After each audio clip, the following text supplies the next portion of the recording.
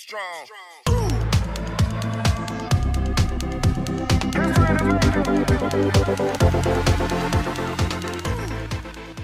Hi, and welcome to Funny Minds. I'm Lynn B. And I am the co-guru today, Edward Biss. And this is a day I never thought I'd see come, but I am pumped to welcome aboard to our podcast today.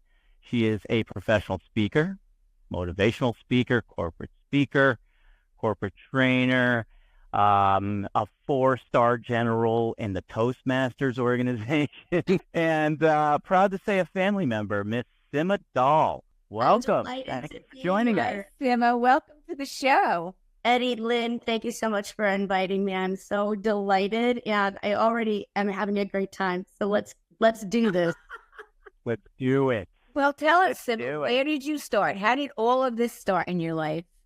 Oh, wow. Okay. The business I'm in now, I fell into backwards.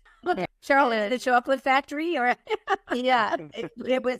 You know, I had worked as a marketing professional on the B2B or business to business side for my entire career, and I moved into high tech right when the tech was booming, and we had Beer Friday and beanbags and ping pong. I did all of that.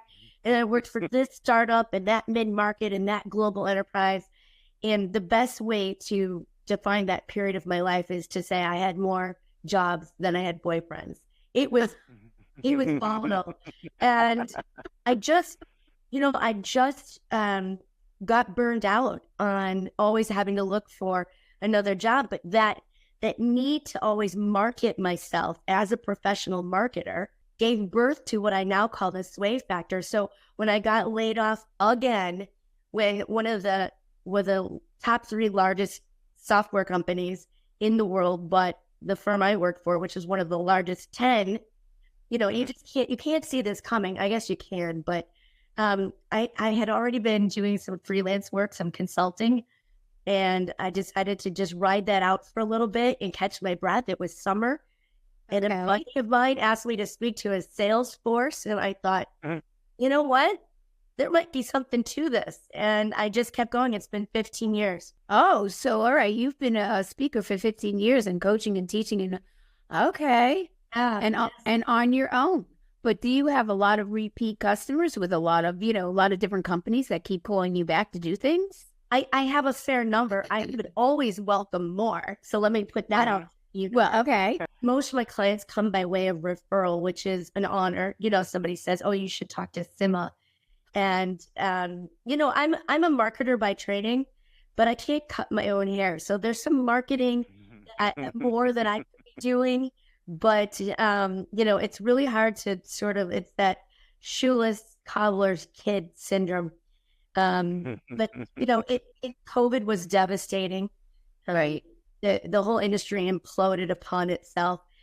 Yes, you can do programs by Zoom, but it's not the same as bringing people together and having that energy in the room. So there's been ebbs and flows, but I'm on an upswing, I'm happy to say, and it keeps me out of bars and jail most days.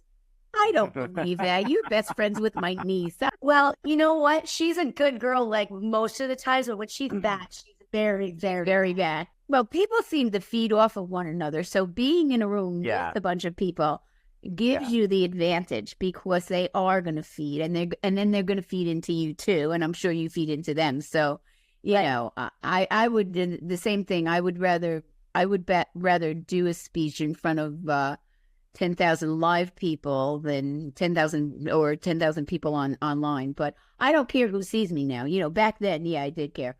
Now I don't care. I want 10,000 people to be watching me. That's right. That's right. We're going to do everything we can to make that happen. Hell yeah. Thank you. Well, it's just like music. I mean, just like doing a concert. You go to a show, it's great. You watch someone play the last concert you've seen, Eddie? That I've seen? Yeah. Or the next one of my own? Going to. Ooh. I'm just curious, but I don't want to Dumped me on this one. What is the last one I've seen? Oh, the last. It would have to be. The best. The best or the last? Most recent, best. Next, any musical reference you want to drop right now is great. Last concert I went to was a couple months back at a place locally that I've performed at, and it was a band called the Winery Dogs, who is a trio of guys from bigger bands, like the drummer from Dream Theater, Billy Sheehan, who played with Everybody Under the Sun, and Richie Kotzen, who's a singer-guitarist, who's also played with Everybody Under the Sun. And as a trio, they're not only songwriting and talent, I mean, they're just unbelievable. So it was a great show. Best concert ever? I would have to say my first, which was Judas Priest and Iron Maiden back in high school, back in the 80s. And I sat there, and her with the purple hair that you're looking at said, "No, you can't go to that. You know who goes to concerts." And people like me. I went anyway. I had that Sima, that true Sima spirit, and I said, "The hell with you," and I went. And it was the best. It was one of those moments where you just went, "That's what I want to do," you know. And you do it. And you do. And I do. But what do you have in the way of upcoming? Are you thinking of ever branching into being an author, writing about what you do? Yes, I have given it a great deal of thought, and I've started to write that book no fewer than 4 times, and I get caught up in my own head. I really do. Like, it's a phenomenon that I can't quite put my finger on, but I'm always feeling like I'm oversharing, or I'm taking too long to explain something, or people already know this, and I end up getting, part way through it, and then I run out of belief in myself and the worth of the book. So I'm not giving up on that idea. I've got books. These are my cheater books. I wrote a chapter in each of these, but that's not the same. It's not the same as self-publishing. No, it's not your own book. No. And I have to believe that if audiences like what I'm saying on the stage, they're going to like it when I say it in another format. Mm-hmm. Somehow, I have to write that down like Bart Simpson 100 times on a chalkboard until I believe it. Go ahead. Oh, I was going to say, what speaking engagement was the most fun that you had? Oh my gosh, the most fun. Well, many times I'm doing a program that's part of a team building or a sales kickoff or an offsite. So it's one thing to speak at a large annual conference, National Electrical Contractors Association, American Bus Association, but it's just a speak, do your shtick, and then typically, you go away. But when you're doing a sales kickoff or some sort of team offsite, often the client invites you to participate in all those shenanigans with them as a way of helping the people in the room warm up to you, get to know you, have greater confidence in the presentation you're about to give. And so I've done some crazy things with clients. Okay. Yeah.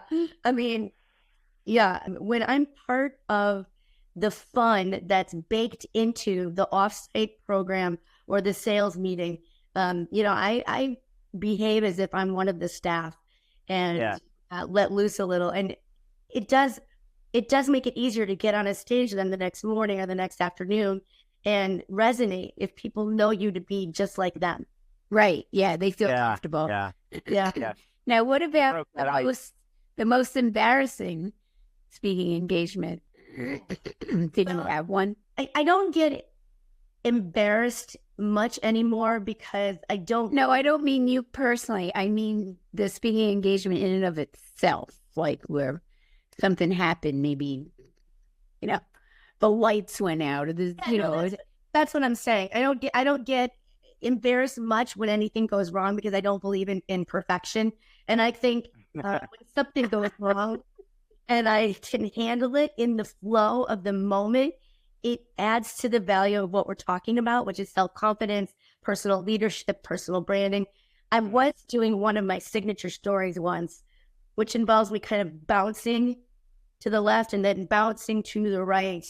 And my laptop bounced right off the podium until that happened. And of course, I blamed the AV. I'm just kidding.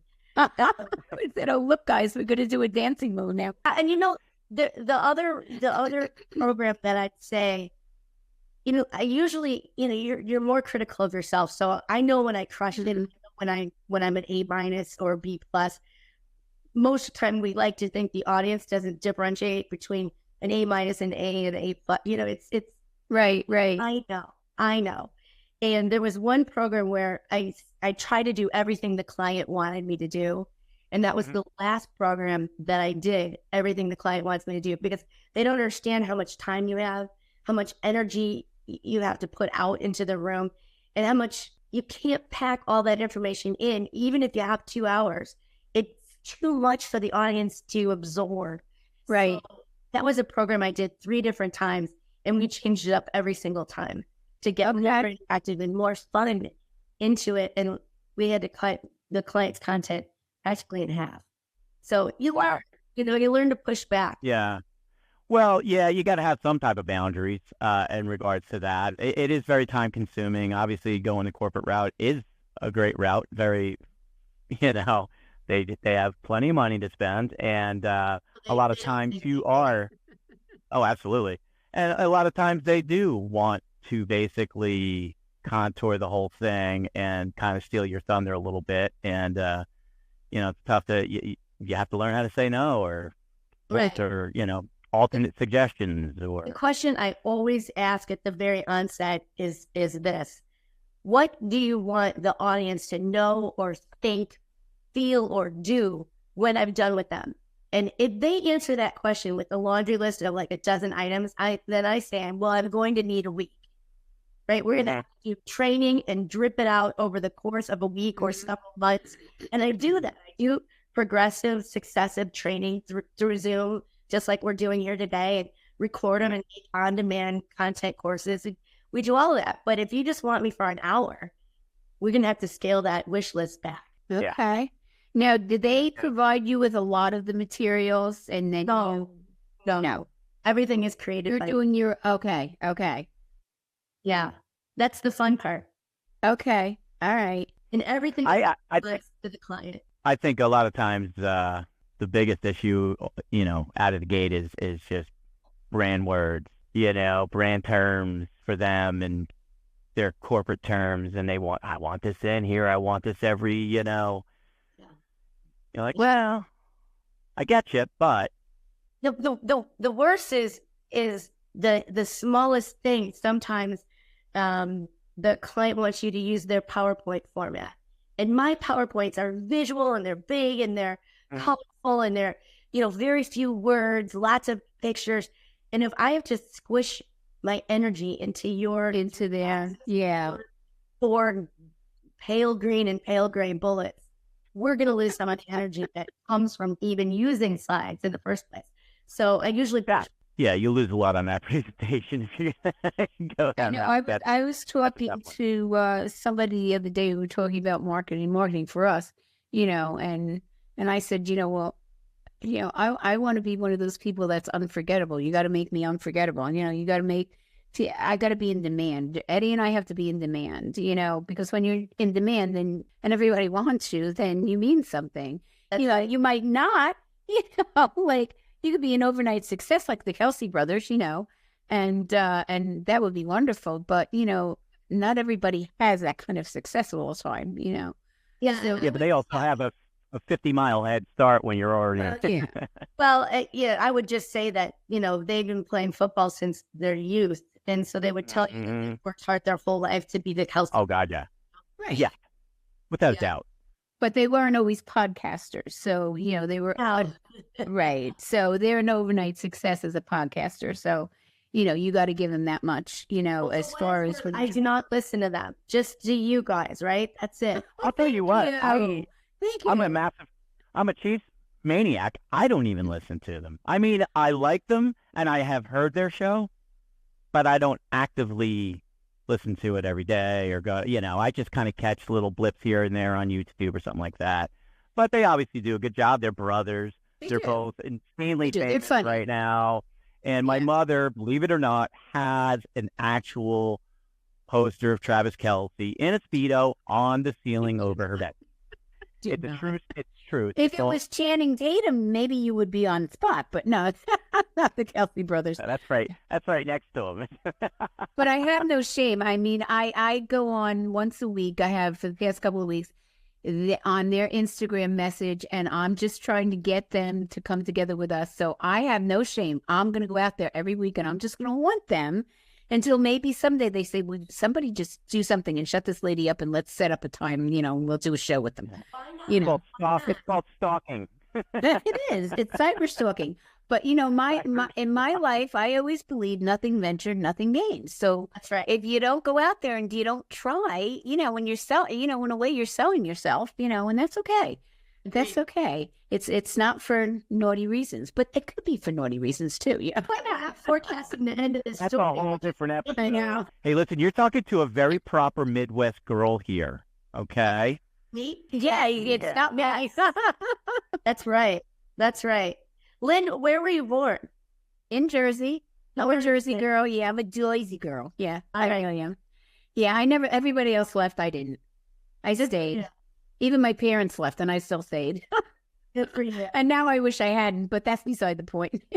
I think I'll always have a footprint in Chicago. Yeah. Well, you weren't born in Chicago, were you? I was. Yeah. Oh, you were? Okay. Second generation, born in the States, and my parents were born in Chicago. And I was an only child, so I didn't move because I had these older parents. And it was my duty, my honor, my privilege to look after them in their senior years. And, my friends are my family, and I can work from anywhere now. But yeah, that's true. I love it. That's great. So how did you meet my niece, Carrie? Her name is Carrie, and she and my first husband worked at a startup, little tiny startup known as Orbitz. Orbitz? Okay. My first little startup. We're still very friendly. There's no bad story there. And he kept telling me how he met these great, new, fun, dynamic women that he thought I'd really connect with, because a lot of the Orbitz employees were my former colleagues at a company just before that. So we all knew each other, and there weren't a lot of women where I worked. And he said, no, there's some great women. You got to meet them. And sure enough, one day I made it to happy hour, and I met Carrie and a couple others. And the rest is really history. Yes. I believe that. It's been almost 25 years. Oh, my God. That's great. That's wonderful. Yeah, not quite. We're going to do a trip to celebrate and keep talking about it. Okay. That's super cool. Right. How many years ago was it when we went out to Kansas City? I want to say that was it was either 2012 or 2013. Wow, that's a while ago. We used to go a lot, Eddie, though. You went out there. I know. I did, but I went out there later on and met up with Carrie and Sima, and we had a great time while we were out there. And I think they came out for the Chiefs game. They flew out it was a Chiefs game, so we had a blast. That was back when they had the hot tub, and that was great. Yes. She's like, don't tell my husband. Don't tell. Don't tell any secrets. I'm an open book. I'm an open book. Well, I'll tell you what, you got to get that stuff done. I don't even remember telling him half this stuff. He reminds me. But he doesn't want to hear it. He doesn't care. He doesn't care. Your husband doesn't care. He's not a judger. No. She does have a very vicious dog, though, that will just rip your throat out. Yes, I have a 17-pound monster who is very protective of me, and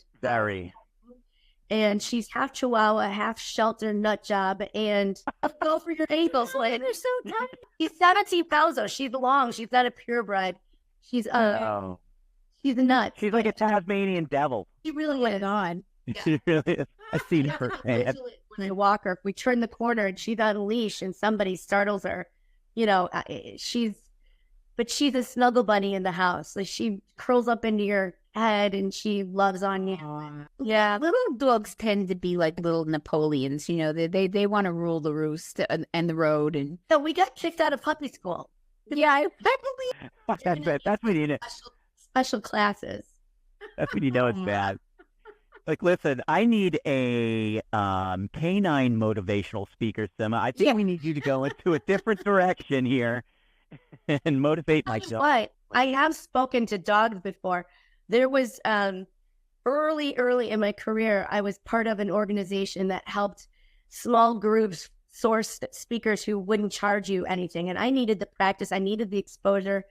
And I went to speak to a church's group. And as it turns out, it was the dead of winter. There was a horrible snowstorm. I'm driving to the far suburbs. It was an evening program. So it was dark out, and it was at a church in the basement of the church. It wasn't well lit. I'm literally in a storm, walking to find the basement, go down the back stairs into the church. I prepared slides. I had my own projector. I schlepping all this stuff, and I get there, and I think there was 7 people, 2 of which were visually impaired, one of which had a seeing eye doc. Wow. The show must go on. Wow. Absolutely. Yeah. And in your head, you're going, and I'm doing it for free. I'm not even covering my gas. But, that's what you have to be willing to do. And it's an honor for somebody to want to spend, an hour or 2 of their time with you. So you have to treat every customer as if they're fully.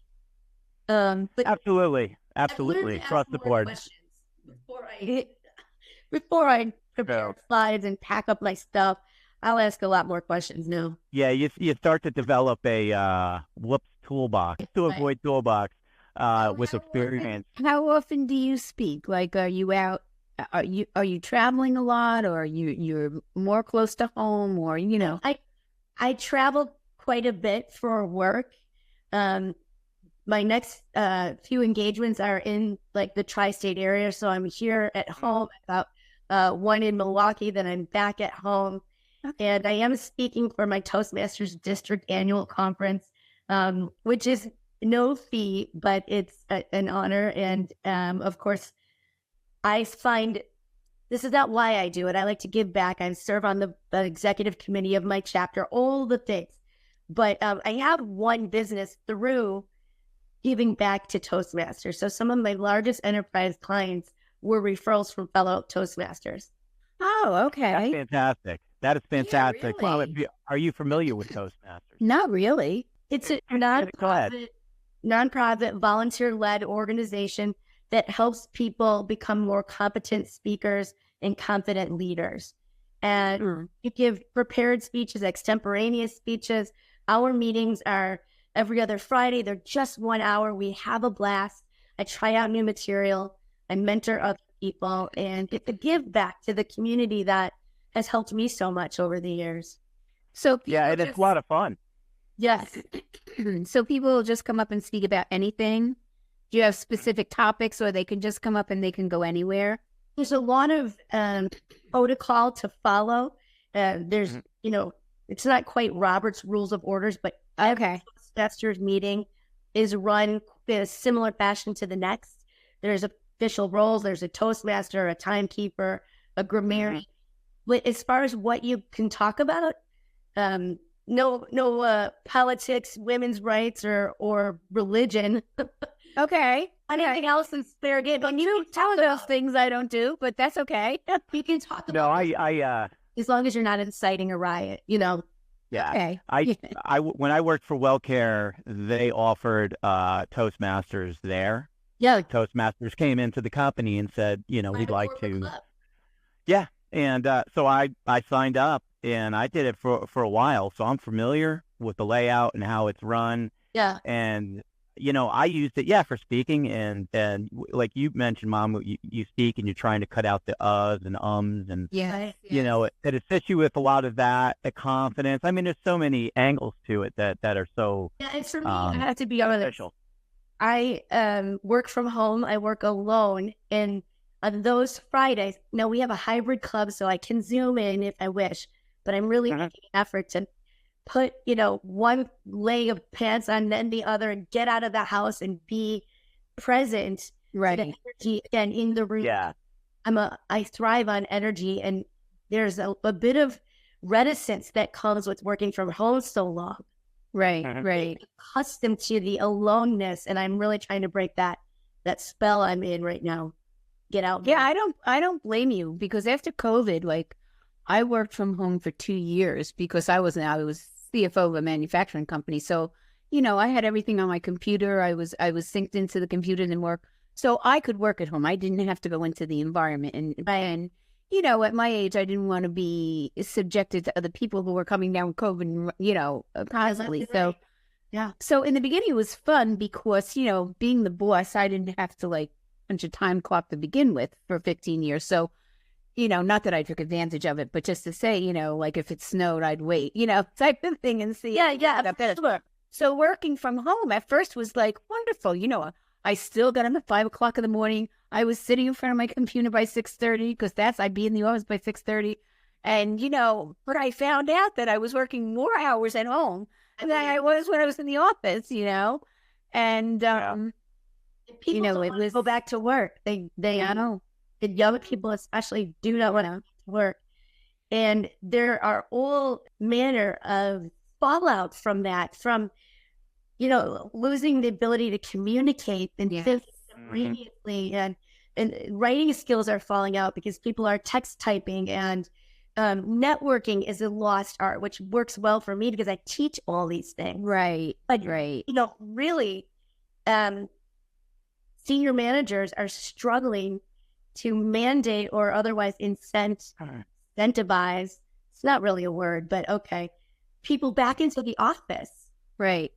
And there's a lot of turnover with people who say, no, I'm not. I know. Yeah.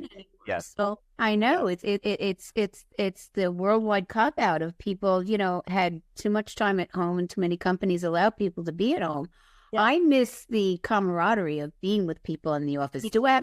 Would I have to be there every day? No. Even if I only went in 2 or 3 times a week, something like that, if I was still working, would be fine for me. Just to be with other people all the time. It's very exciting, and, and you talk, and you kibbutz, and you this, and you that, and you laugh, and when you get down to work and you do your thing, and but... Did you just say kibbutz? You say kibbutz. You heard that, right? I looked at you, I was like, why? That one is a word. Sima, you had no idea, did you? No, I didn't know. Well, it is a word. Oh, I know it's a word. Yeah, I mean, I bring you to the Metropolitan Club when you visited Chicago on the 67th floor of Willis Tower. No. Okay. Well, next time you come, we'll take you there because that's the place I go. It's a private business club, and people are working, people are dining. There's people at the bar. You can have private rooms for phone calls. The whole place is wireless, and great menus. 67th floor of what used to be Sears Tower. Oh my God! Oh, okay, yeah. Wow. Yeah. So we'll get you there. And Lynn, if you come, welcome to. You know how many times Carrie has invited me to come to Chicago, and I said, yeah, I went up there when my younger son was in boot camp. Wow. So that's many years ago, many years ago. And I was very lucky that the weekend I was there for 4 days, the weather was gorgeous. I packed for all of this, freezing weather, and it was gorgeous. And that's the only time I was there. Carrie didn't live there at the time, naturally, but a friend of mine did, and I had a great time, and O'Hare Airport was really nice. I really liked it. I don't know how it is now. It's a beautiful city. I was very impressed. Yeah, I was impressed with how clean it was. I'll come, and I just haven't, but we should do that, Ed. We should fly up there and have and meet Erin too. Tell Erin that we're coming, and maybe she would, maybe she'd come out with us. Yeah, we do. We know a few people up there. Yeah. Besides our general. Throw down and make it worth your time. I promise you that. Yeah. Sima will just stick her dog on you. Come back missing a toe. Hey, Sima, let me ask you this. I have a good, one of my good mates that I toured with the Queen Band. His wife has her own leadership company. Is that something that you've dove into, would be willing to dive into? Or is it just incorporated into everything that you do? Well, it's interesting. Some years ago when I was working on some marketing material, I polled a bunch of my clients and I said, what kind of speaker do you think I am? So, sway factor, no one knows. I mean, it's my own shtick. And personal branding for many years, social selling, personal branding, they were not well understood. And I would argue still not, but at least people are familiar with those phrases. But I couldn't ask a CEO to open their checkbook and write me money for personal branding talk. So what kind of speaker do you think I am? And they all said you're a leadership speaker. So self-leadership, personal leadership, executive presence, communication, personal branding. I do all of that, and and the social as well. LinkedIn profile optimization. What is the first impression? Teaching people how to network. All of that falls under the leadership umbrella. So I'd love to meet your friend. I will. I'll privately introduce you guys. She's got some very big clients, and she's been at this for quite some time. She's done very well. Very inspiring. And she came from. Her husband Martin, and they came from England many years ago, and they were in the pharmaceutical field for a long time, pharmaceutical sales. So after her son got a little older, she got having a child, she kind of was looking for a little bit of a different direction, and that's when she started the leadership, going down that road. Love and it. Turned out to be very successful for her. And she's a very nice lady too. Yeah, she's amazing. And when I heard that, I immediately thought of you. And I've gone and I've listened to some of her presentations, and it's impressive. I'm excited to know her. There's a saying that we have in the family of speakers and trainers in the National Speakers Association. We talk about not getting your slice of the pie, but making a bigger pie so that everybody can find their best clients and have a thriving business, because there is enough work if you do the work to get there. So it's seldom about competition. Do you remember who was that guy when the weather got bad and he owned a mattress store and he let all the people in the community sleep on all his mattresses? It was in Texas. I don't remember the name, but I remember the story. That guy. So there was one year where that guy was everybody's competition, because everybody wanted him to come and say, who's the little darling, and what do they charge? And it's just funny, like, who's your competition? That's a big question, because they literally could be the superhero who saved the 6 kids from the burning bus just yesterday, and let that person come and speak about personal leadership. You never know. Interesting. Have you gone to one of Tony Robbins' meetings? Have you met him? And I have some friends who are diehard fans who go to as much of Tony Robbins as they possibly can. I myself have not yet enjoyed the one and only Mr. Robbins. How about you? I went with my brother Brian. My brother Brian knows him very well, and he was just a big follower of Tony Robbins. So many years ago, many years ago, I mean, Eddie was still in high school, beginning high school. I met him with my brother, and he was just spectacular. He was magnetic. He just, a lot of things that he said. I also met Donald Trump through my brother too, and bought the book, The Art of the Deal, which I used a lot of his teachings in that book in my own business world. So, so it was like a twofold thing that year that I got to meet both of them. Nice. And it was very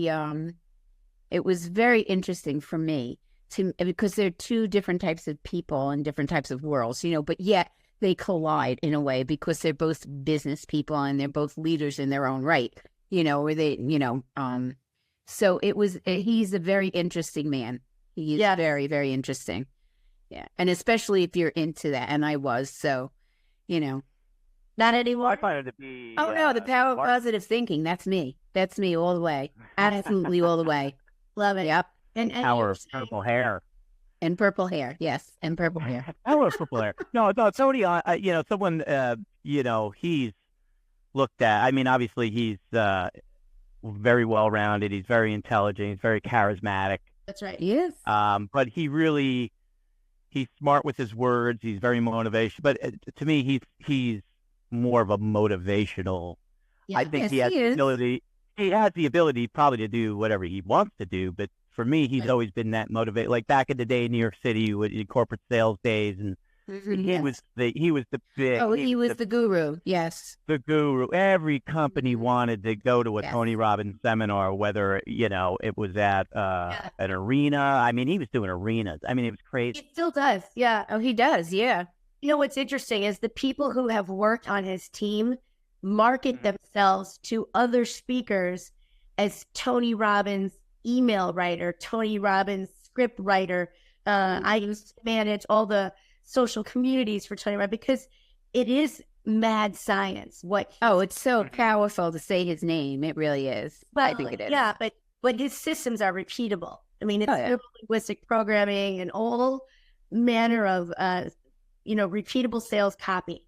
So his name does open doors, but you can follow his methods in your own. It's just not my style. Right. Yeah. It's true to my style, but it makes you wonder, like, maybe my style needs to get updated. Oh. Yeah, absolutely. I'm trying to, I have a little bit of a cold. I apologize to your listeners. I sound a little husky, but I'm enjoying your Enjoy Coca-Cola shirt, Lynn, with my mini Diet Coke. I don't drink the stuff, but I will advertise it. This is my cheat. I'm down to one tiny mini can. This and the occasional Fresca, but Fresca's really for gin. So Fresca's for gin, okay. Fresca's for gin because I don't like too much sugar. Yeah. Yeah, to me, I think so. Energy drinks. Do you like those? On occasion, they're medicinal for me. So on occasion, actually, like before a workout if I'm dragging, but or at 2 a.m. when Carrie says one more bar. Well, she like, okay, I guess I'll mix my vodka with Red Bull. She and I are going free. Did she tell you? We're going on a road trip to see a mutual friend in Iowa. Oh, really? Got new tires on the car. We're gonna hit the road and pull a little Thelma and Louise action. And that'll be wonderful. Yeah, you're gonna have so much fun. Yeah, it's gonna be a lot of fun. Is it a bring Dahl money? No, if I don't know, not warm enough for any windows down just yet. But okay. Up soon. Well, from where you're at, that's not really that big of a road trip. 5 hours. 5 hours? 5 hours is not that big. It could take us 5 hours to get down the shore in Jersey. I don't want to drive further than 5 hours because when I get to where I'm going is where the real action is, right? Okay. I mean, I'm not driving to Florida. I mean, like Iowa. You don't want to drive here. Like, isn't there more corn over in Iowa too? Lots of corn. It's just to see a mutual friend. Yeah. Okay.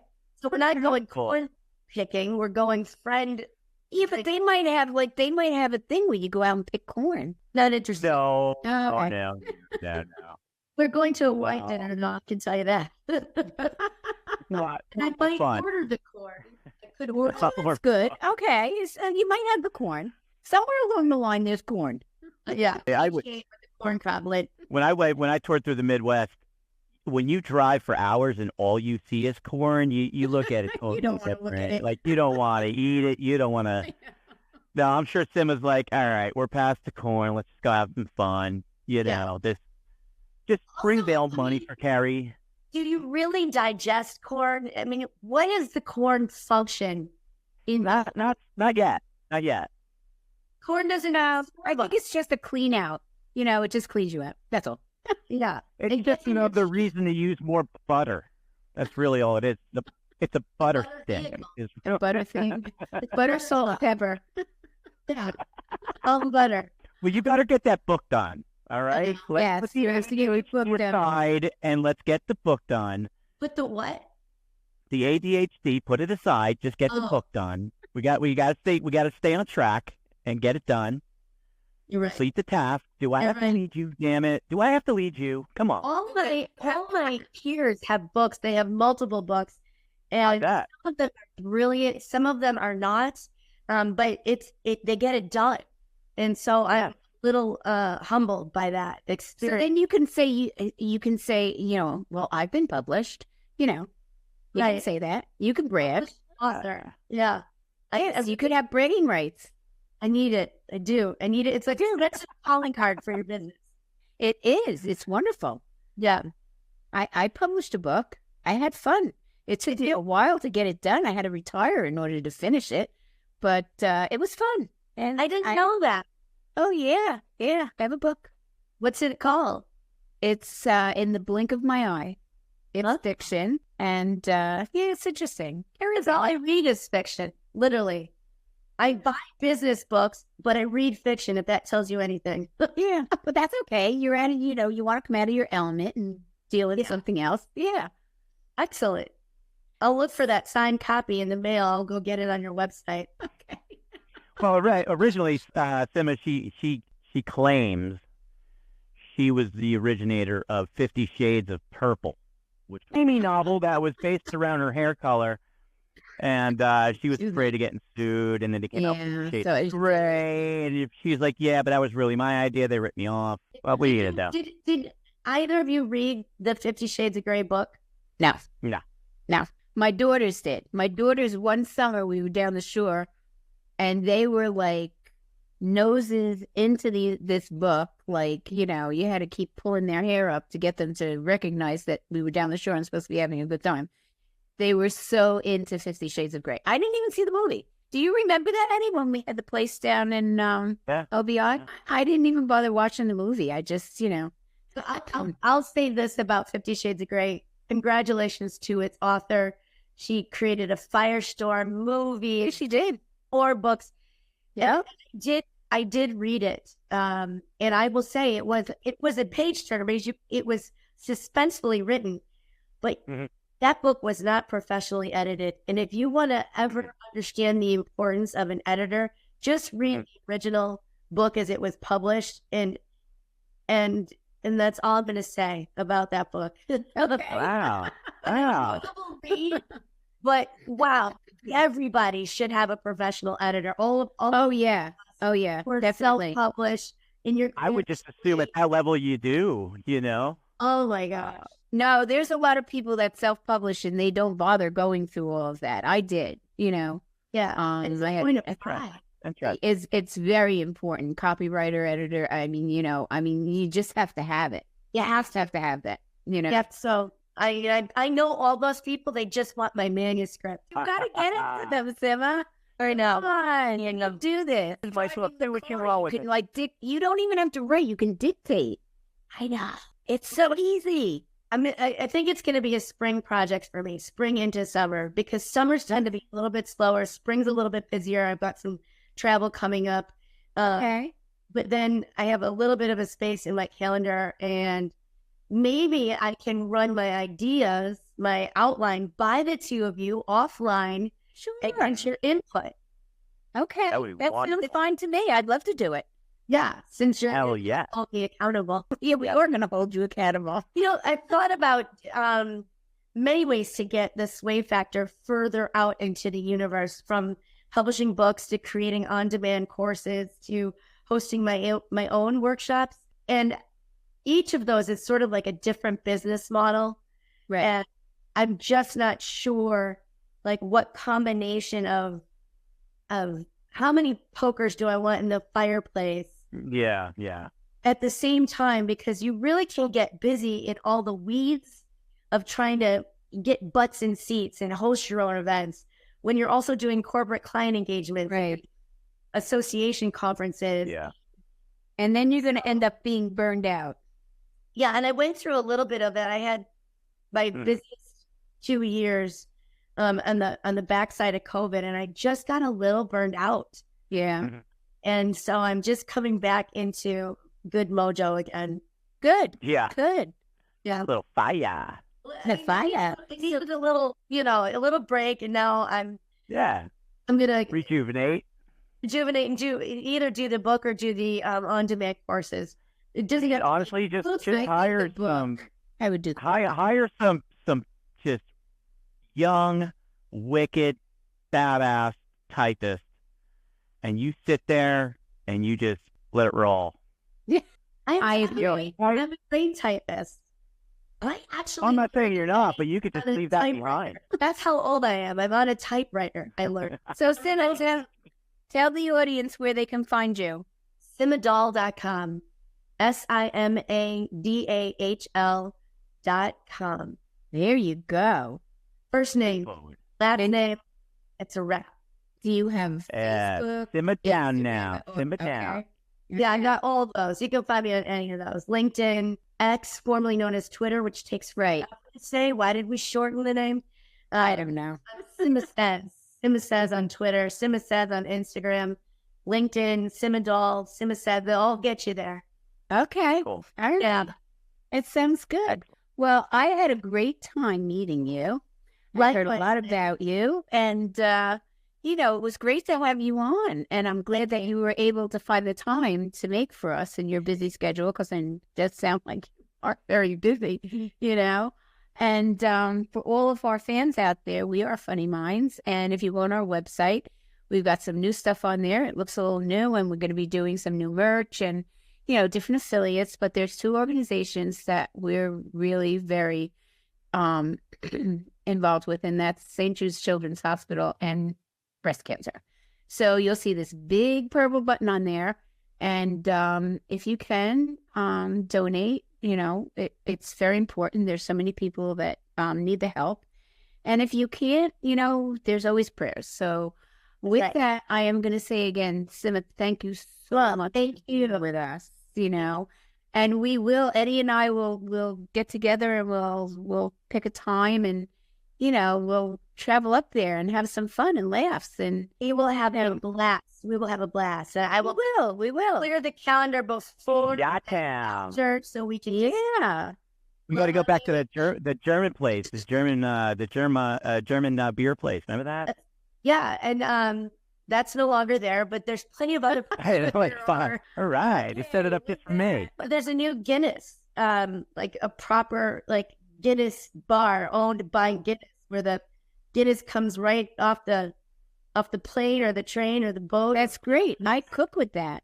Yeah, I cook with Guinness. Hell yeah, that's awesome. Yeah. Well, thank you, Sima. Thank you. So I always say goodbye to all, and be happy, be kind, be wise, be healthy. Smile and laugh, because we all know that laughter is the best medicine. All right, bye-bye now. Thank you, Sima. Thank you. Be well.